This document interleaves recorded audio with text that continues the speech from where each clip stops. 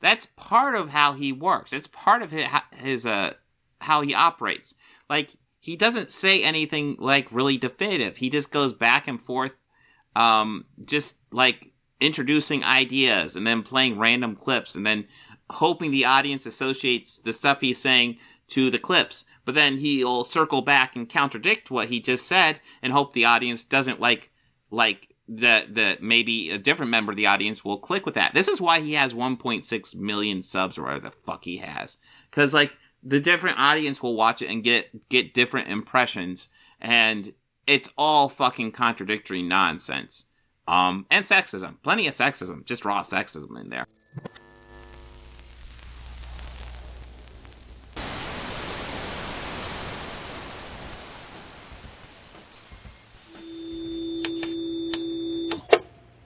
Right now, we are going to do some Critical Drinker. Critical Drinker. Yeah, we were supposed to watch Critical Drinker yesterday on the initiative.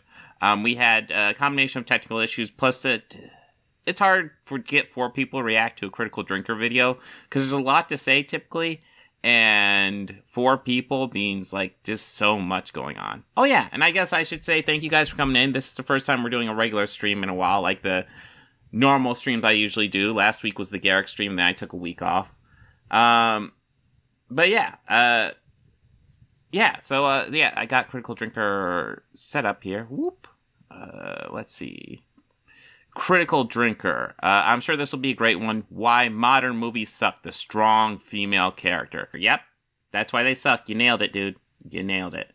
And if the audio is too loud, let me know. Sarah Connor, Clarice Starling, Buffy Summers, Ellen Ripley, Marion Ravenwood, Princess Leia, Dana Scully, Samantha Carter, Eowyn, Vi, Aaron Sun, Nyota Uhura, Beth Harmon. Well, I brought this up on initiative, but since I'm doing this separately, and you guys might not have been there yesterday, I'll bring up Uhura was a very limited character in the original series. I know they did a lot more with her in the reboot movies, but Nichelle Nichols almost left because she didn't want to, she didn't like that her character didn't really do a whole lot. She sat at the computer and repeated stuff a lot. It was actually Martin Luther King Jr. who convinced her to stay. And actually, I meant to cue that up. So let me see if I can find that interview where she talks about that, because that is actually a really nice interview. When the season was up, I was going to leave. And Gene says, you can't do that.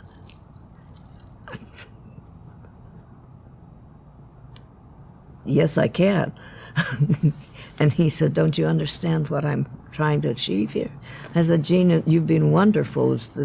And I really thank you for this opportunity. But, you know, my life is theater, musical theater. And I'm getting offers for all kinds of wonderful things where I want to be. And he was sitting behind his desk, and he looked up at me, and he said, and I handed him my resignation that I'd written out. And he took it, I finally laid it on the desk, and he looked at it, and he said, take the weekend, Nichelle, because that's how I know it was either Thursday or Friday. And he said, and think about it. And if you feel the same way the beginning of next week, if you still feel that way, think about this. It's more than you think it is. I kind of don't want to skip ahead too much, but because it's a great thing, but it's like 11 minutes. But so let's see. Fundraiser, but it might not have been, but I think it was. And he said, and he's desperate to, and he said, listen, there's someone here who said he is your biggest fan, and he's looking chirpy, you know, and he said, and he's desperate to meet you. He really wants to meet you. So I said, certainly, and I stand up and turn, and I'm thinking, it's a Star Trek fan. He said, it's a Star Trek fan. I'm looking for a young man who's a Star Trek fan.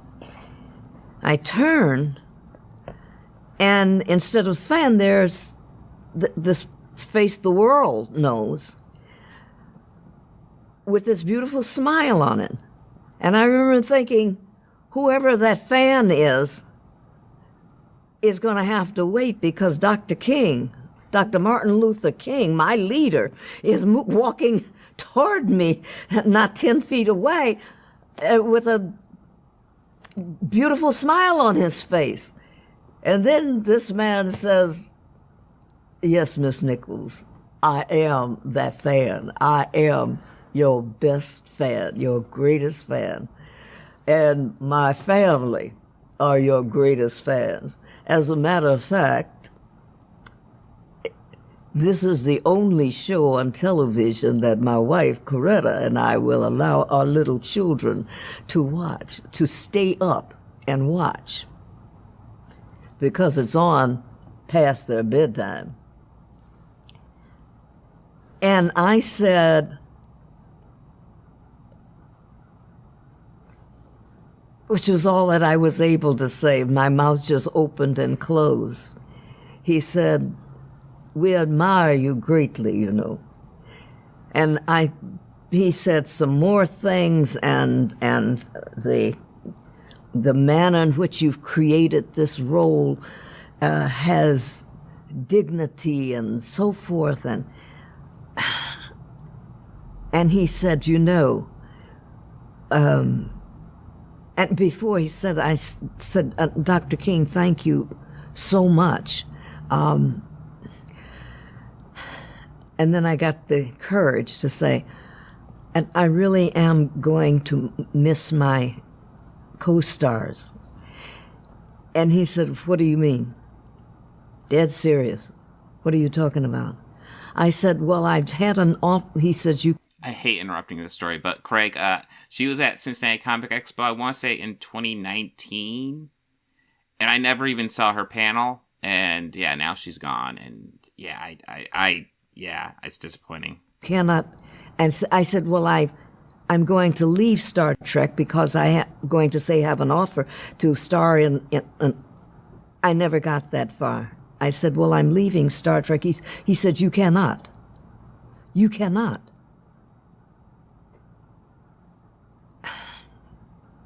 And I felt like that little boy Willis. What you talking about, Dr. King?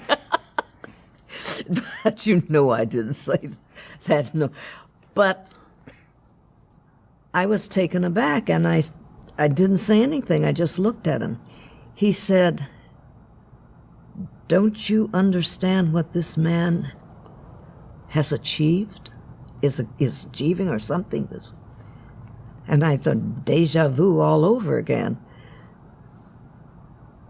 I just looked at him. He said, for the first time on television, we will be seen as we should be seen every day, as intelligent, quality, beautiful people who can sing, dance, but who can go into space, who can be lawyers, who can be teachers, who can be professors, who are in this day, and yet you don't see it on television until now.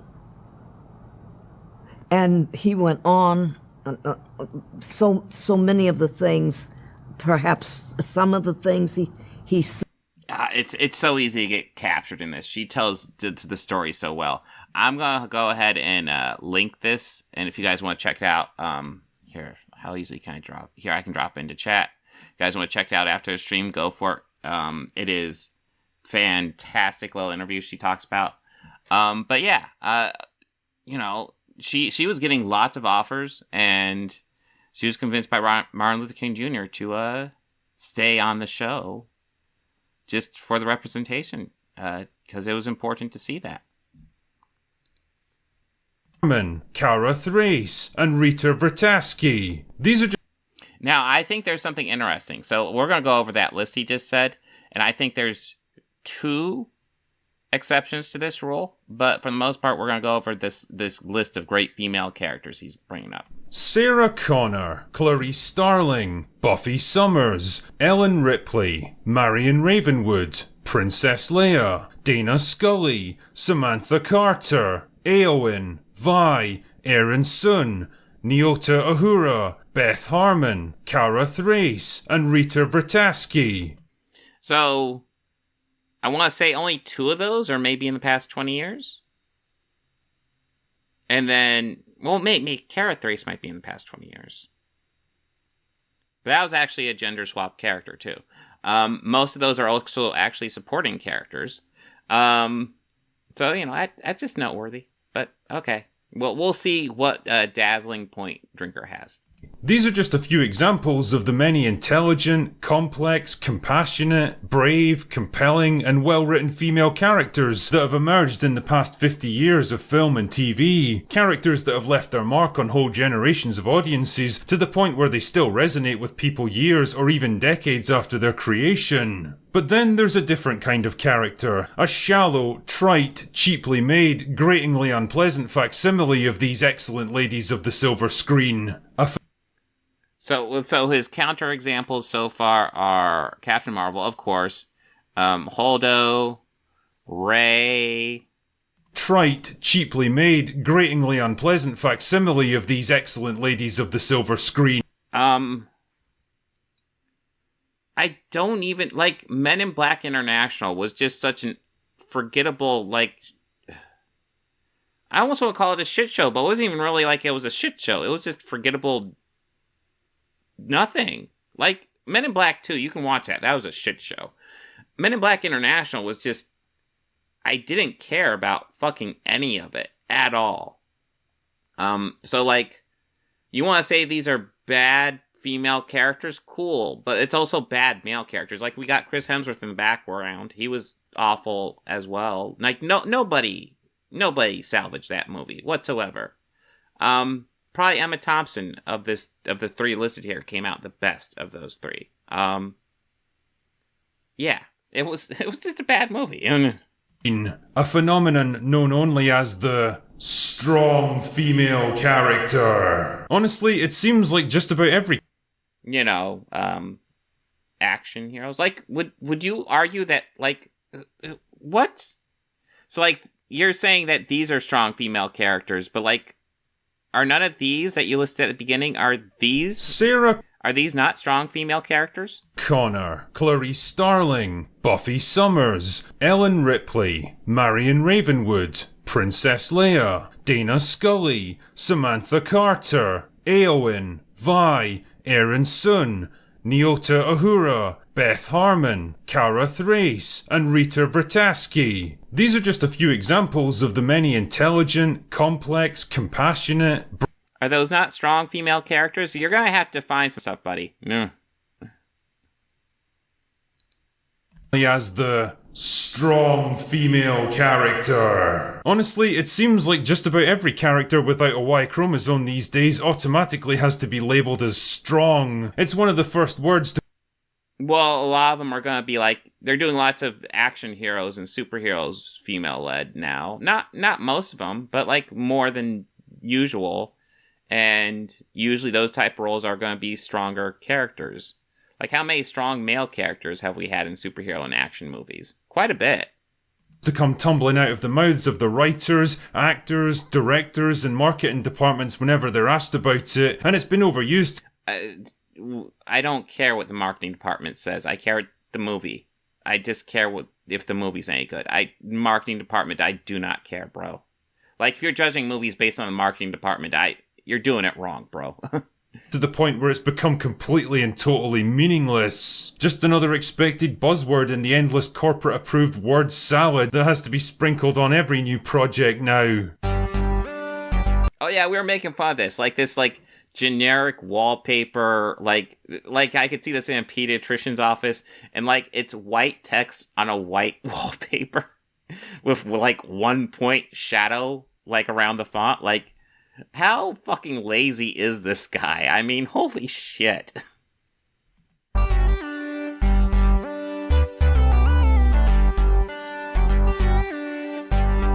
I like how he squeezes ESG score in there. It's barely at the top now. ESG scores are something businesses do to make more money. It's all about the money. New In career fact, path. Emily Blunt said it better than I ever could.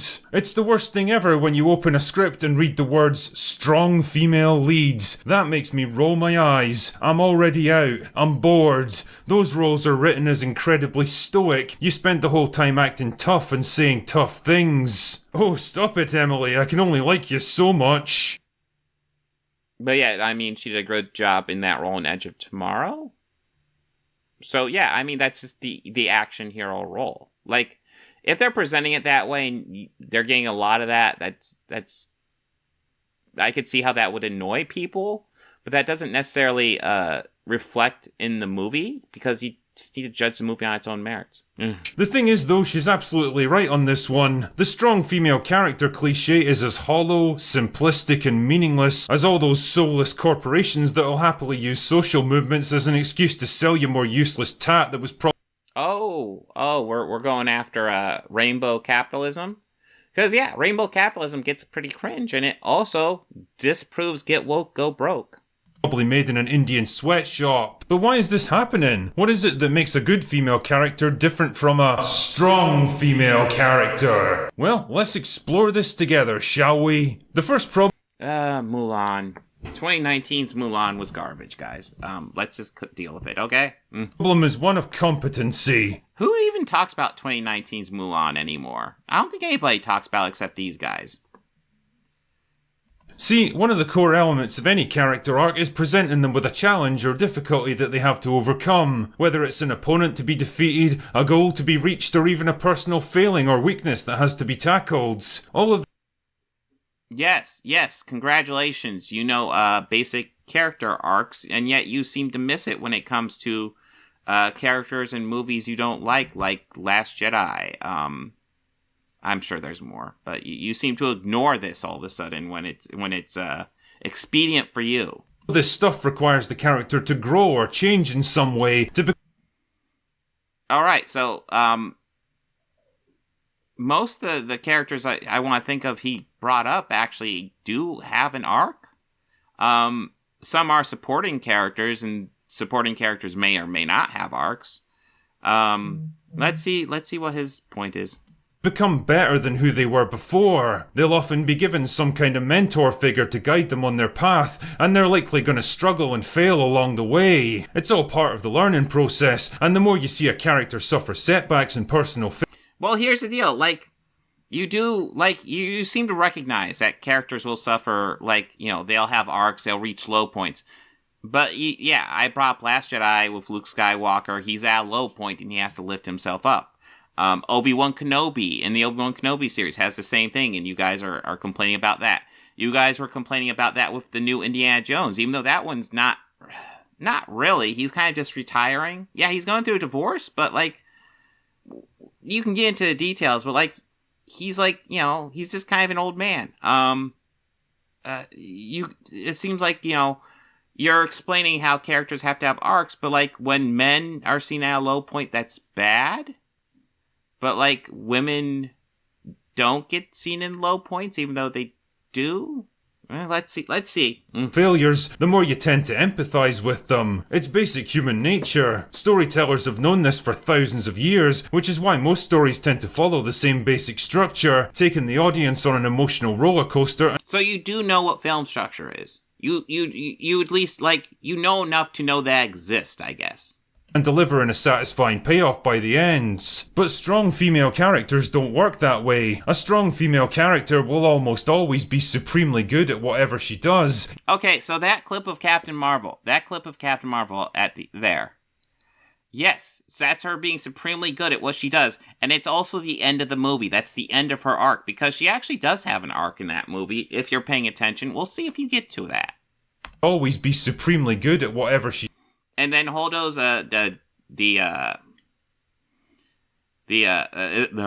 Holdo's a supporting character. The deal with her arc is essentially her fuck up isn't really that she's bad at her job, although it is kind of, but she essentially has a good strategy for the fleet. But she doesn't trust Poe. She pushed him away, and she has good reason to push him away, but it was a bad call on her part. she does, either succeeding right off the bat or teaching herself with minimal effort. They're generally not allowed to have older mentors to teach them things, especially not male ones, because that would send out the message that women need men to help them succeed. Okay, so Rey Skywalker, or yeah, I guess Rey Skywalker, sure. I'm not thrilled with, we'll call her Rey Skywalker. She had Luke. I'm trying to think. So Batwoman's his example. I haven't seen Batwoman. I haven't heard great things, but I haven't seen it. I'm trying to think. Lots of these. I'm sure I can come up with more examples, but yeah, lots of these characters do actually have male teachers. But you know, whatever. The result is a character that doesn't really face any serious struggles or challenges. So okay, again, Captain Marvel is a character who's having her powers suppressed through the whole movie. She is being lied to throughout the whole movie. In fact, I would say my biggest gripe with Captain Marvel is that when she finds out that pretty much everything she's ever known, the Kree are lying to her, she just kind of rolls with it. And I think there could have been an actual, like, powerful moment for her where she kind of has to, you know, she struggles with it. She has to realize, oh my god. But, like, to say she doesn't have an arc is just wrong. You may not think they did a great job for arc, because I was just criticizing her arc. But it's there, dude. It exists. Or suffer major setbacks that they have to bounce back from. They're almost never. Nobody cares about the live-action Mulan, dude. Move on. It's like Ghostbusters 2016. Move the fuck on. It was meh to bad. Move the fuck on. Nobody cares. Allowed to fail because the writers incorrectly associate. Yeah, no, and he keeps on. We're seeing Admiral Holdo a lot. We're seeing Captain Marvel a lot. We're seeing 2019's Mulan. And he's just, I swear, he's cycling to these three over and over again, as if these three represent all movies made in the past, like, 15 years or whatever. Associate failure with weakness rather than seeing it for what I do not recognize this. it actually is, a necessary part of personal growth. Failure itself doesn't define the character, it's how they react to it that matters. And if there's no failure, then there's no chance for growth and development. Okay, so you just said Rey. Rey failed quite a bit in The Last Jedi. Did you miss that? Like, her big thing was, like, finding out who she is and finding out who her parents are, only to find out, like, they sold her for gambling money, essentially. She's looking to have this big legacy, and she learns that she has to have the legacy. She has to do that on her own. She doesn't have a legacy whatsoever. Which I thought was a great aspect to add, but, like, that makes her search a failure. And her other goal was to bring Kylo Ren from the dark side to the light side. Again, a failure. So yeah, showing Rey and talking about, like, how they don't fail is incorrect. What strong female characters tend to focus on instead is self-actualization, the idea that she already has everything she needs to succeed, and all that's required is to let go of the limitations imposed on her by others. Well, actually, if you pay attention to most action movies, well, lots of action movies do typically have a guy who just kind of kicks ass throughout most of the thing. But, like, if you give them an arc, that's like a typical arc, that, like, you have the ability to do this, you just have to, step up, essentially. That's standard arc shit. The message to the audience is simple. You're perfect the way you are, and it's the rest of the world that has to change. Okay, so I want to thank Drinker for just giving us a basic summation of the last two Captain America movies, of which the writers pretty much admitted that was their way of doing the arc, which, by the way, is actually another way of actually doing character arcs. Because there's two ways to do them. The typical way is you have a flawed character and they have to learn to rise above it. The other way is to have a character who's pretty good and the world around them has to change. Both are valid ways of doing it. The second one's actually quite a bit tougher, but you can do it. I'm citing the example of the last two Captain America movies. Nice one. Can't see that backfiring for people when they try to apply that to their real lives. Take Captain Marvel forcefully removing the control chip that keeps her powers contained. It's a symbolic gesture of the strong, empowered woman throwing off the shackles imposed on her by society. Good. You read that properly. Good job. What? You know what? Will, you get a cookie. You get a cookie. If we ever meet, I owe you a cookie. So that she can realise her true potential. It's a nice idea that probably had the writers patting themselves on the back, but the problem is that when you remove struggle, failure, weakness and vulnerability, you don't leave the audience with a whole lot to empathise with. We don't need to... You just explained her arc, and then, like, essentially you were saying she doesn't have an arc, and then you explain her arc, and then now you're saying, oh, but it still sucks. Like, pick a lane, dude. Feel invested in whether a strong female character is going to succeed because the writers give us... Dude, stop with Mulan 2019. Nobody gives a shit. That movie has like zero fucking cultural impact. Move the fuck on. No reason to question or doubt it. And what you end up with instead is an empty shell of a character with the superficial appearance of strength and empowerment, but nothing substantial or... You know, the way he cuts this, you would think Admiral Holdo was like the main character of the sequel trilogy. Just, it keeps on cutting to her. It's like... all he has is Admiral Holdo, Rey, and Captain Marvel, and Mulan, apparently. That's it. Like, if you can just cite 4 examples, 2 of which are from the same fucking franchise, 4 examples of characters you don't think are well done, then, okay, that's hardly anything to care about. Meaningful drive in it. And it all just comes across as wish fulfillment, the desires and angst. We're back to Men in Black International. Again, a movie nobody fucking cares about, bro. And it's the exact same shot. Nobody cares about this fucking movie. Why are you bringing it up? Of the writers to see their character do the things they always wished they could do. And if you want an extreme example of this, just watch an episode. Oh, She-Hulk. Yes, we gotta bring up She-Hulk, because... I don't know if you guys are aware, She-Hulk is a series that came out last year. I don't believe there were any YouTube videos made about it, so I think it's worth going ahead and introducing you guys to She-Hulk. This is the first time it's ever been brought up ever on the internet. Thank you, Critical Drinker, for doing that. Episode of She-Hulk, which brings me along to my next point. Physical strength. One of the most tedious and embarrassing aspects of modern movies is watching a 100-pound actress ploughing through a series of extremely accommodating stuntmen twice her size. Oh my god, bro. Bro, the whole point when they show like an action scene like this is that she's a more skilled fighter. Not that she's necessarily... well, I mean, she might be stronger, but like... the idea is that she's a more skilled fighter. That's the whole idea. That, like, even though the guy might be bigger, it doesn't fucking matter because she's more skilled. God, can we say sexist much on this? Fucking hell, dude. Because the writers mistakenly believe that the only way for a character to be strong is... well, okay, so fucking Mulan 2019 sucked, but wasn't there, like, a fucking magical aspect to her? Wasn't she, like, part fucking magical, I want to say? Fuck, it was fucking dumb, but Jesus, dude. Through feats of actual physical strength. Because after all, how can a woman possibly be equal to a man if she's not as physically capable as him? The problem is, you're always going to have a tough time selling a fight between a man and a woman on screen, for obvious reasons.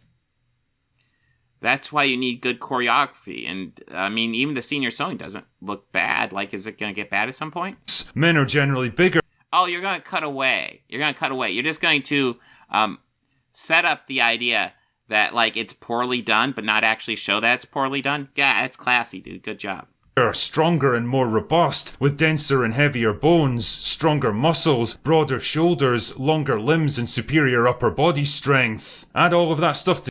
He does know it is possible for women to get stronger than men, right? Like, yes, the average man is stronger than the average woman, but he does know it's possible for women to be stronger than men, right? And just raw strength isn't necessarily everything in a fight. It's actually, like, experience, skill, agility, flexibility. There's lots of elements to a fight. It's not just fucking brute fucking strength. Together, and you've got a huge advantage when it comes to the application of physical violence. The problem is that this reality doesn't gel too well with the modern Hollywood ideology that men and women are exactly the same. So what, is his whole argument that, like, men always need to beat up women?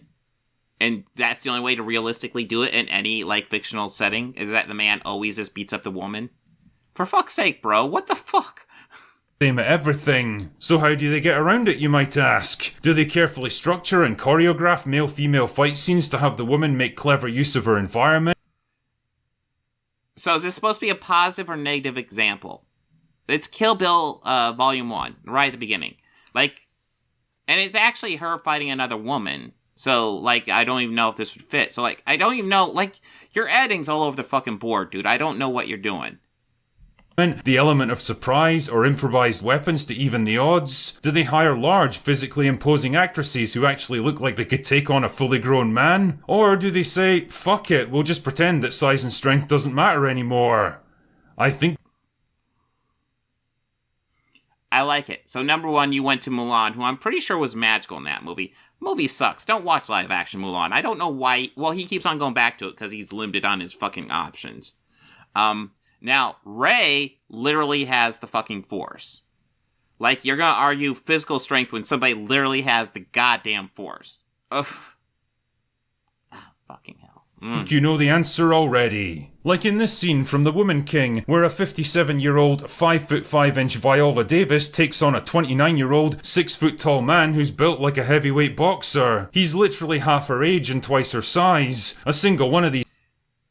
Okay, I doubt it's edited this way in the movie, which, you could argue, oh, I'm doing it for copyright, but it's making it impossible for me to tell how it's actually choreographed, and it's also implying to me that you're deceptively editing this. These haymaker punches would probably shatter most of the bones in her face.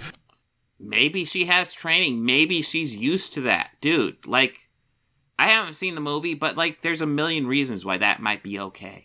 Fracture her skull and cause severe brain injuries. And yet, there she is, tanking them like she's Rocky Balboa. Nobody is buying this because they know that an actual fight like this would be over in about 4 seconds.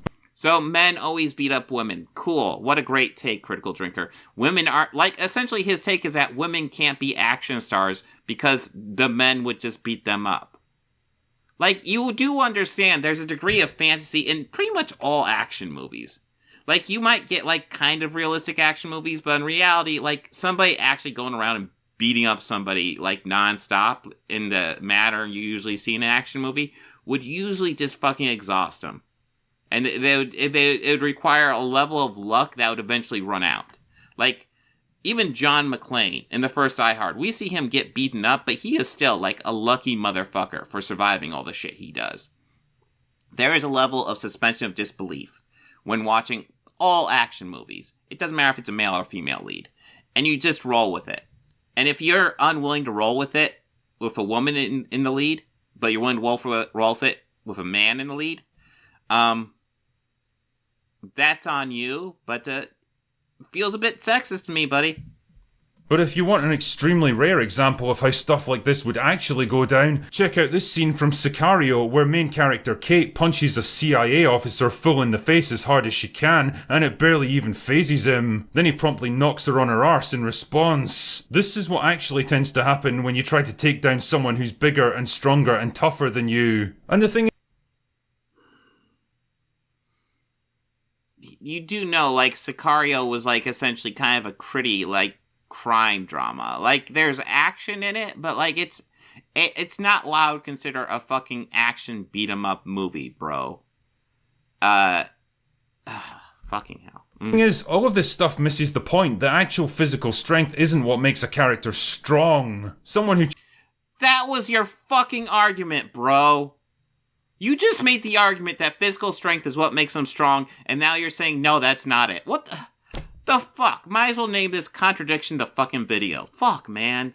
Chooses to fight even if they're at a massive disadvantage is actually a lot braver and more compelling than some overpowered superhuman who dominates everything around them. Like in this scene from Lord of the Rings where Éowyn makes a stand against one of the most powerful and terrifying enemies in all of Middle-earth. You can see how frightened and tiny she is compared to him. She's basically a fly that he could easily swat away, and the fact that she doesn't just break and run speaks volumes about her strength of character, which is a lot more important than the strength of her muscles. The point I'm making...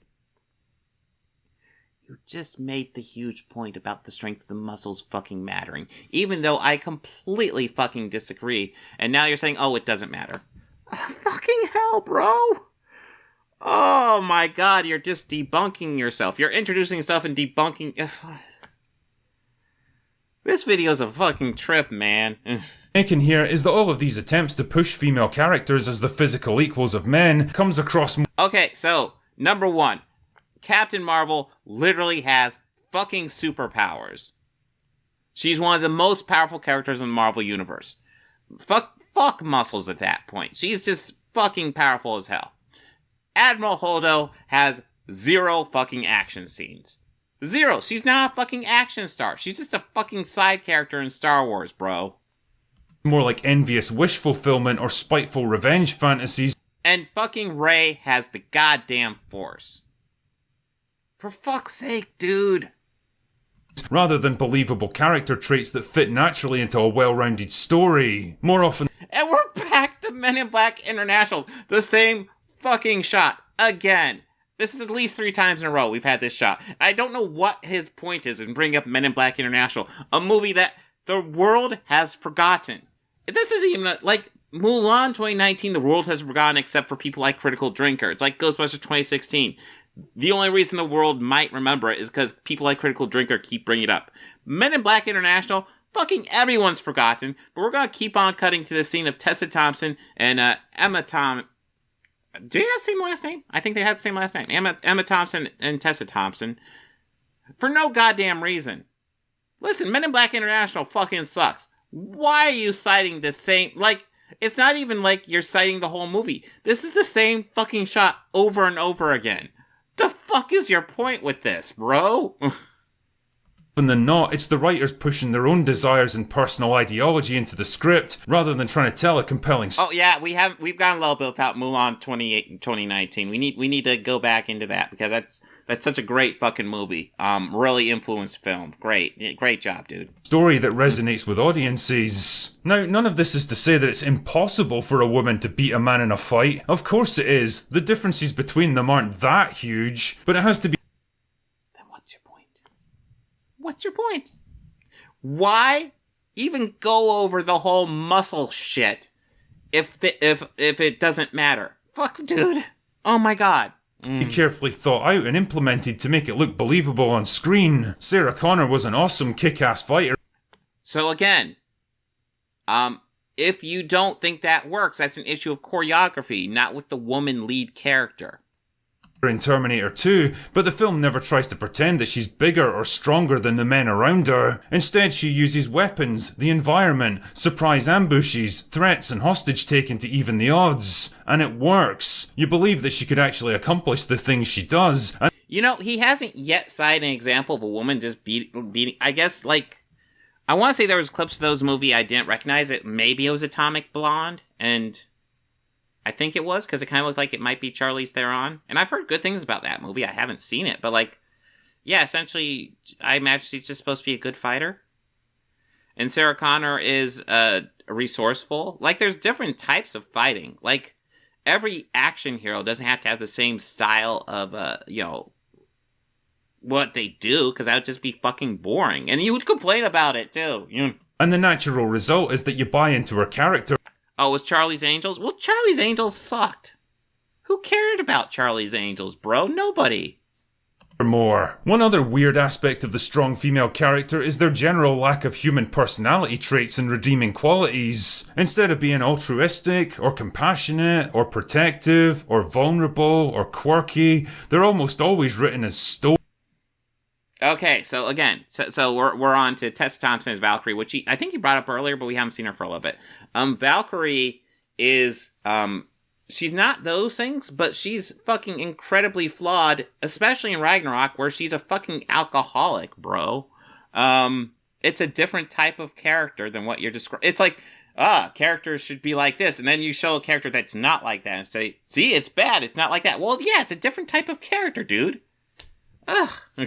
Stoic, emotionally closed off, blunt, dismissive, prickly, domineering, or aggressive. The very same masculine traits that... Yes, because men action heroes have never been aggressive, ever. They've always been demure. That's how I would describe male action heroes. That's how I would describe Arnold Schwarzenegger in Terminator, especially. He was very demure in that movie. That the writers seem to find so toxic and unacceptable in men. They very rarely have any kind of romantic interest in men and are carefully written and dressed to avoid even the barest hint of sensuality. My God. Okay, so there is actually an issue with how lots of times women are simply introduced to be the love interest. That being said, like, Captain Marvel didn't have a love interest in Captain Marvel. Rey kind of got shipped with Kylo Ren, honestly. Holdo's a supporting character. I don't know what you want from there. Mulan 2019 was a shit show, and I'm not rewatching it just to find out if she had a love interest. I don't care. Men in Black International, same thing. And Valkyrie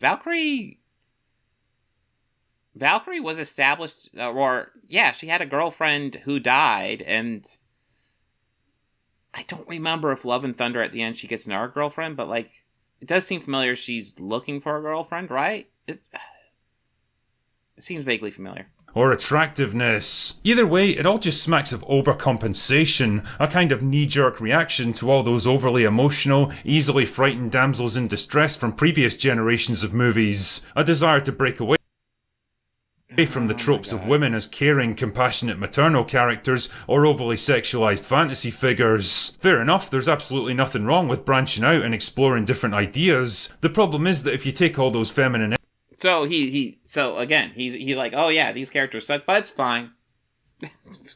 Oh my God. Drinker is fucking circular as fucking with this shit. elements away and replace them with nothing but the most stereotypical of male traits, then all you really end up with are women awkwardly pretending to be men. Like Galadriel from Rings of Power, always trying to talk tough, stamp down her authority, demanding respect and showing off. Because she's like 1,000-year-old elf who's trained possibly for a couple centuries to be a great warrior and probably knows more than most of the people around her. Deal with it. It doesn't ring true because it's not how women tend to act in the real world. Well, you know what? There aren't a whole lot of 1,000-year-old women. So when we get to a 1,000-year-old woman, we'll see how she acts in the real world to judge. But, yeah. Audiences know it, and if Emily Blunt's comments are anything to go by, the actresses trying to play these roles know it too. Again, my God. He's trying to get a lot of mileage out of that brief Emily Blunt comment. None of this is to say that you can't have assertive and authoritative female characters who speak their minds and fight their own corner, but you have to give them more than just the superficial facade of toughness.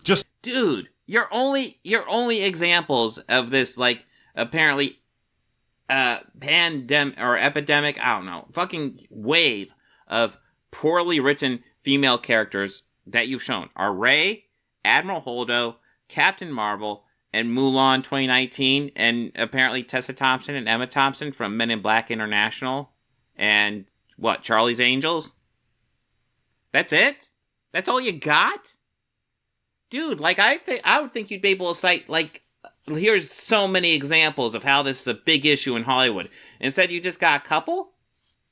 Dude, like, there's other movies. Like, if you don't like those characters, watch other movies. I personally, I think Captain Marvel was overall good, but it's not great. It's good enough.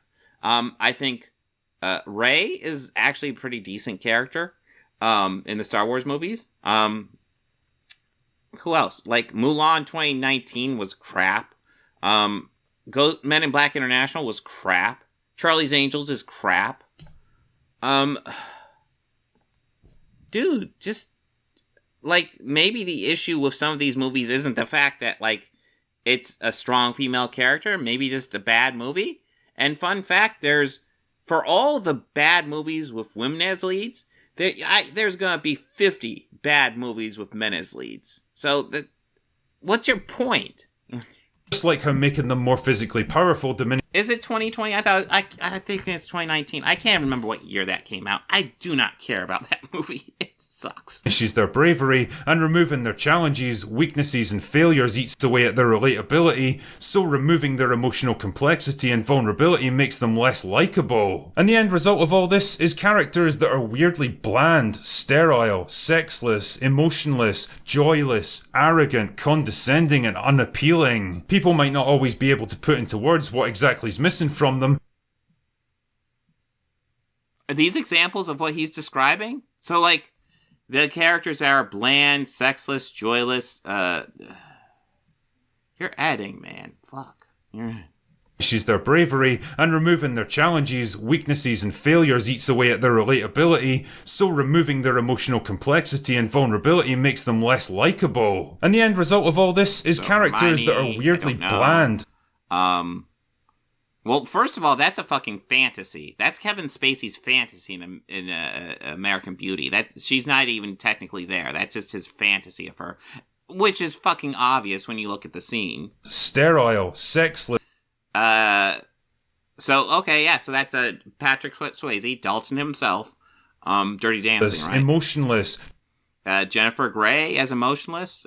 Which one's emotionless? Is it Jennifer Grey or Dalton? Which one, Drinker? What are these clips?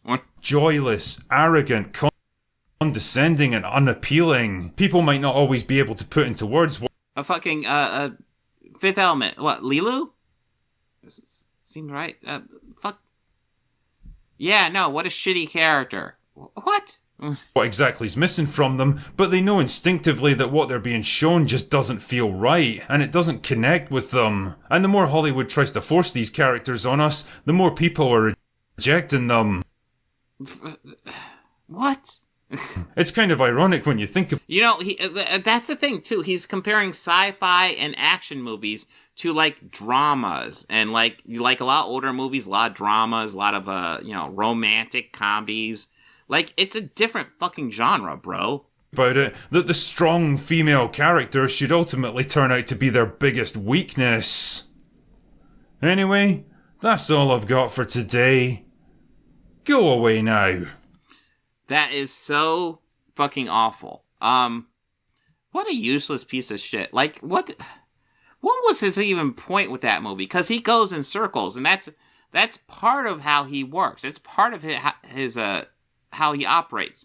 Like, he doesn't say anything, like, really definitive. He just goes back and forth, just, like, introducing ideas and then playing random clips and then hoping the audience associates the stuff he's saying to the clips. But then he'll circle back and contradict what he just said and hope the audience doesn't like that maybe a different member of the audience will click with that. This is why he has 1.6 million subs or whatever the fuck he has. Because, like, the different audience will watch it and get different impressions, and it's all fucking contradictory nonsense. And sexism. Plenty of sexism. Just raw sexism in there. It's fucking stupid. He's an idiot. He doesn't know what the fuck he's talking about. He is worthless. Yeah. That's the Critical Drinker.